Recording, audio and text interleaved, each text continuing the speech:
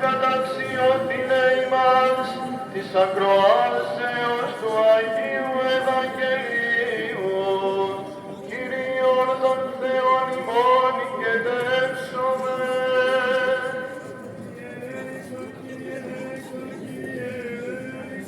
Σοφία, ορθή, ακούσομαι του Αγίου Ευαγγελίου.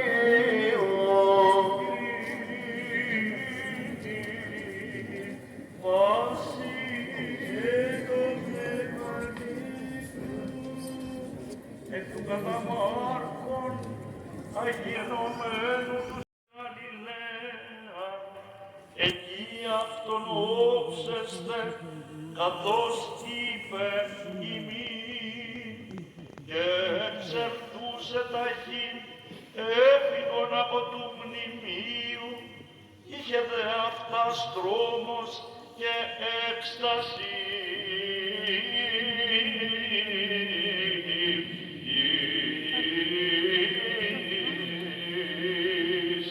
Και ουδεν είπον εφοβούντο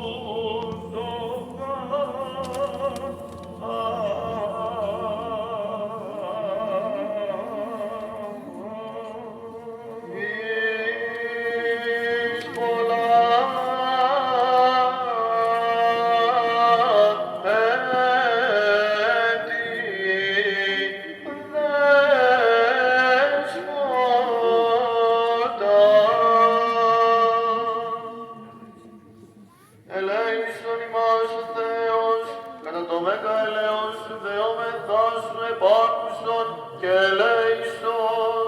Κύριε ελέησον, Κύριε ελέησον, Κύριε ελέησον. Και τη δεόμεθα υπέρ των ευσεβών και ορθοδόξων χριστιανών. Κύριε ελέησον, Κύριε ελέησον, Κύριε ελέησον. Και τη δεόμεθα υπέρ του Πατρός και Αρχιεπισκόπου ημών Μακαρίου.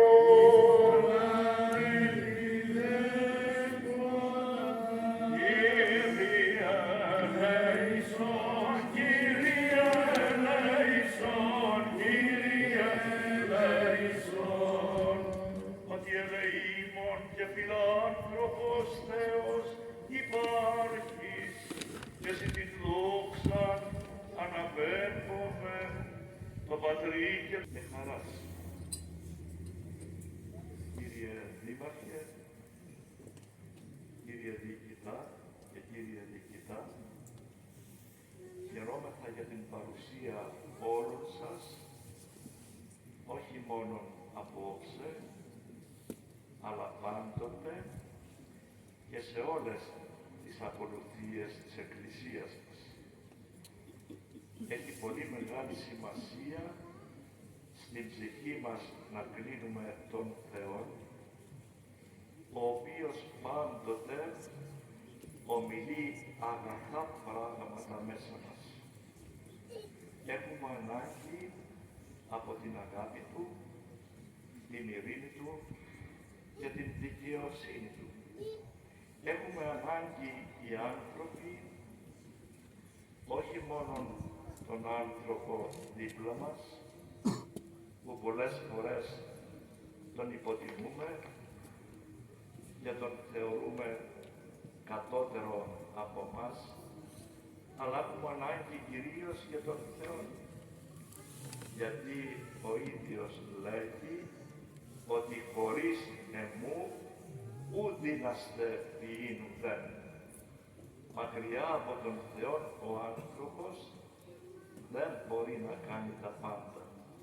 Και εκεί που προσπαθεί να γίνει υπεράνθρωπος ή και υπέρθεος, εκεί και καταποντίζεται. Εκεί και η γη γίνεται άνω κάτω από τους πολέμους, από την βία, από την ακαταστασία. Θα παρακαλέσω ιδιαιτέρως, εμείς που ήμασταν σε μικρό τόπο και περιοχή και που είμεθα όλοι μεταξύ μας αδελφοί, να μην ξεχνούμε ποτέ τα ιερά μας και τα όσια μας. Να μην ξεχνούμε τον Θεό μας. Να μην ξεχνούμε τον Άγιο Γεώργιό μας. Να υπενθυμίσω αύριο το πρωί ότι στις 10 η ώρα είναι ο λεγόμενος Εσπερινός της Αγάπης, αλλά και λόγω των ημερομηνιών του Πάσχα μετά από την εορτή του Αγίου Γεωργίου θα είναι και ο Εσπερινός του Αγίου Γεωργίου εδώ στην Μητρόπολη, αύριο το πρωί στις 10 η ώρα. Το απόγευμα θα έχουν τα χωριά μας την εορτή και την πανήγυρη του Αγίου Γεωργίου. Εδώ όμως θα τον πανηγυρίσουμε αύριο, όπως κάθε χρόνο, στις 10 η ώρα. Είμαι βέβαιος ότι όλοι αγαπάτε Χριστόν και αγαπάτε Εκκλησία. Να πω δε και τον λόγο που είπα και προχτές κάπου από τον ποιητή Οδυσσέα Ελίτη, αδελφοί, όταν σας βρίσκει το κακό, μνημονεύετε Διονύσιον Σολομών για την πατρίδα μας και Αλέξανδρον Παπαδιαμάντη για την πίστη μας. Αυτά τα δύο μαζί με την οικογένεια είναι το τρίπτυχο της καλής ζωής μέσα στον κόσμο. Όλα τα υπόλοιπα έρχονται και παρέρχονται.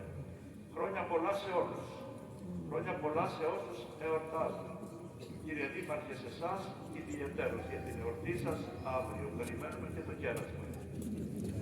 Δόξα τη Αγία και ομοουσίο και ζώπιο και αδιαιρέτω τριάδι πάντοτε νυχτιαή και εις τους αιώνας